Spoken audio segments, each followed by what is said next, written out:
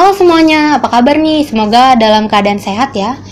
Perkenalkan, nama aku Elsania. Kali ini aku akan mewawancarai salah satu seorang entrepreneur yang bergerak di bidang entertain. Oke, di sini ada Mas Panji. Halo Mas. Hai. Oke, Hai. bisa dijelasin nih bidang entertain itu apa sih? Oke, hai teman-teman. Oke, kita langsung ya. Kalau misalnya entertain itu apa sih? Gitu. Sebenarnya entertain itu luas. Kalau teman-teman ngeliat TV, ada tayangan program, nah itu entertain. Kalau kita ngeliat acara konser, itu juga entertain. Kita ngeliat acara-acara yang berbau tentang media, itu juga entertain. So, entertain itu memang luas. Intinya entertain itu adalah bisnis hiburan lah ya. Nah, cuman entertain yang aku lakuin itu spesifik detailnya sih lebih ngarah ke showbiz. Jadi kayak bisnis pertunjukan, kayak acara-acara musik, acara-acara konser, dan yang lain-lain seperti itu. Jadi kalau entertain itu luas, memang secara general itu lebih ke hiburan yang bisa kita lihat. Dan kalau yang aku lakukan itu lebih ke showbiznya gitu, ke show bisnis pertunjukannya lah. Oke, kalau untuk nama brandnya atau nama perusahaannya itu apa, ada namanya? Nama projectnya ya, Iya, nama project projectnya. yang kita lakuin ini namanya Strive Project. Oh, Strive Project. Iya. Boleh dijelasin nih kenapa dinamainnya Strive Project?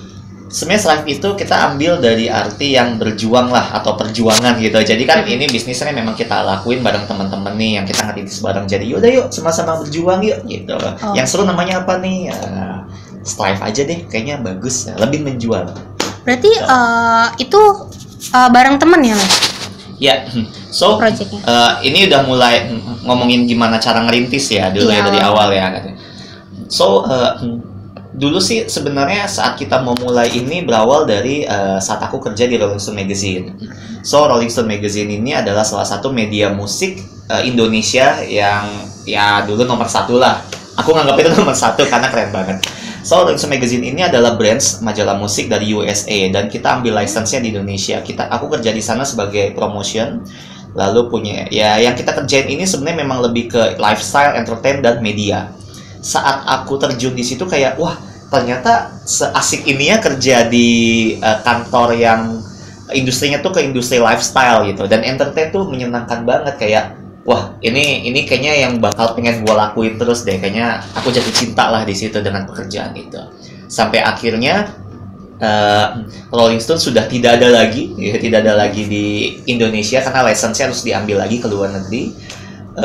Akhirnya aku sempat bekerja di tempat lain tapi kayak tidak menemukan jati diri gitu. Kayak kayaknya masih kurang asik ya gitu. Kayaknya harus tetap di entertain lagi nih. Akhirnya ngobrol dengan tim yang dulu, kenapa sih kita nggak buat aja, kita punya basic gitu, kita punya kenalan, kita punya relasi, kita punya teman-teman yang bisa mensupport dari digital sampai eksekusi di lapangan. Kenapa nggak kita buat? Akhirnya kita beraniin diri membuat sebuah program, kenalan dengan orang, membuka relasi, ketemu dengan brand, sampai akhirnya kita bisa jalan sampai hari ini gitu. Oke. Berarti untuk timnya itu ada seberapa banyak sih Mas? Nah, menariknya kalau di entertain showbiz ya yang aku lakuin, kita tidak perlu tim yang terlalu banyak sih. Tim inti ya, mungkin tim inti tidak lebih dari 5 orang. Oke. Nah, tapi kan di saat kita menjalankan sebuah program, tim ini akan berkembang nih, punya kaki-kakinya sendiri. Jadi misalnya kita mau jalan program sebuah konser gitu ya, kita membuat pertunjukan showbiz. Konser ini kan punya produksi.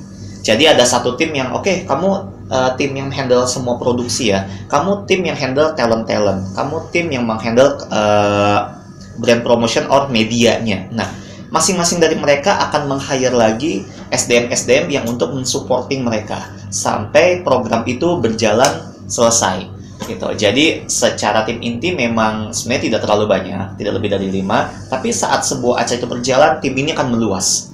Oke. Seperti itu. Berarti seperti bekerja sama ya? Seperti bekerja sama dengan SDM yang lain, butuh supporting lah. Untuk Strive Project ini keuntungannya itu apa aja sih yang didapat? Kalau ngomongin keuntungan, menurut aku sih ada 2 ya. Yang pertama memang ya udah pasti profit ya, berupa material lah, itu udah pasti. Tapi yang kedua yang paling penting adalah relasi. Karena menurut aku di bidang entertain ini, gimana cara kita mengembangkan relasi itu penting. Karena sebenarnya pelaku bisnis entertain tuh orangnya itu-itu aja.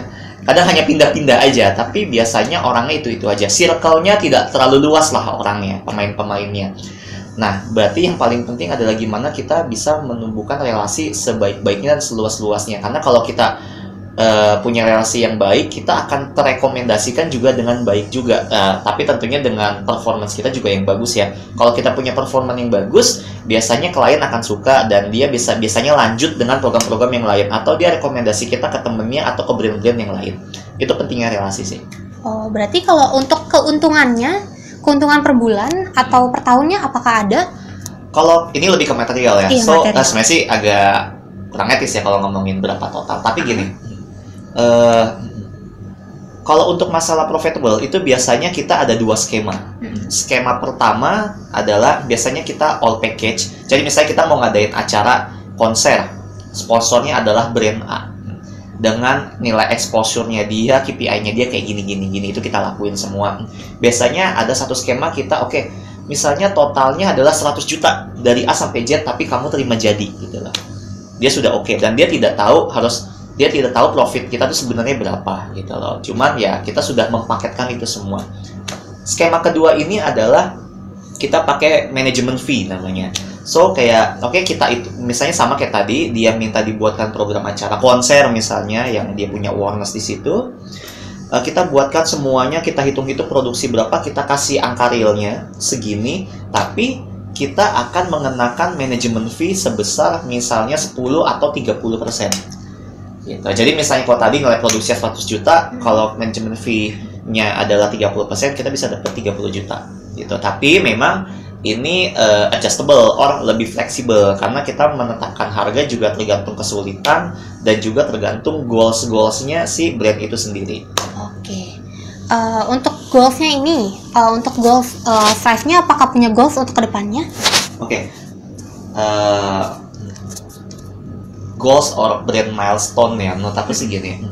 Kedepannya aku punya 2 goals ya buat pribadi dan juga secara project inilah, company project ini.